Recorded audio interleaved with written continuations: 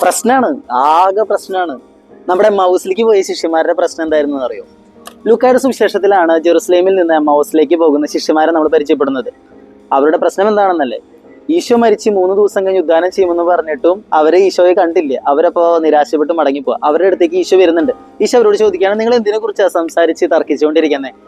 അവര് ഈശോയോട് പറഞ്ഞു കൊടുക്കുകയാണ്, പഴയ നിയമത്തിലും പുതിയ നിയമത്തിലും പറയുന്നതെല്ലാതും, ഈശോ അവരോട് പറഞ്ഞതെല്ലാതും അവർ ഈശോയോട് പറഞ്ഞു കൊടുക്കുക, ഇത് കർത്താവാണെന്നുള്ള കാര്യം അറിയാതെ. എന്ന് വെച്ച് കഴിഞ്ഞാൽ അവർക്ക് തമ്പുരാനെ കുറിച്ച്, ദൈവപുത്രനെ കുറിച്ച്, മനുഷ്യപുത്രനെ കുറിച്ച് മരിക്കുമെന്നും പീഡകൾ സഹിക്കുമെന്നും ഉയർപ്പിക്കപ്പെടുമെന്നും പ്രവാചകന്മാർ പറഞ്ഞത് തുടങ്ങി എല്ലാ കാര്യങ്ങളും അവർക്കുണ്ട്. അവർക്കറിയാം. അവർക്ക് എന്തുണ്ട്? ദൈവത്തെയും ദൈവപുത്രനെ കുറിച്ചും അറിവുണ്ട്. ഈശോ അവരോട് പറയാ, വിശ്വാസമില്ലാത്തവരെ, ഹൃദയം മന്ദീഭവിച്ചവരെ, നിങ്ങൾക്കെല്ലാം അറിയാം, പക്ഷെ നിങ്ങൾ വിശ്വസിച്ചില്ല. ഈശോ നമ്മളോട് എന്താ പറയുന്നറിയോ? നമുക്ക് തമ്പുരാനെ കുറിച്ച് അറിയാം, സഭയെ കുറിച്ച് അറിയാം, സഭാ നിയമങ്ങളെ കുറിച്ച് അറിയാം, എന്ത് വിശ്വസിക്കണം എന്ത് വിശ്വസിക്കണ്ട എന്ന് നമുക്കറിയാം, വിശ്വാസം പഠിപ്പിക്കാൻ അറിയാം. ഈശോ നമ്മളോട് ചോദിക്കുക, അറിവുണ്ട്, എന്നാൽ നീ വിശ്വസിക്കുന്നുണ്ടോ? വിശ്വസിക്കുന്നവനെ ദൈവമഹത്വം കാണാൻ സാധിക്കും.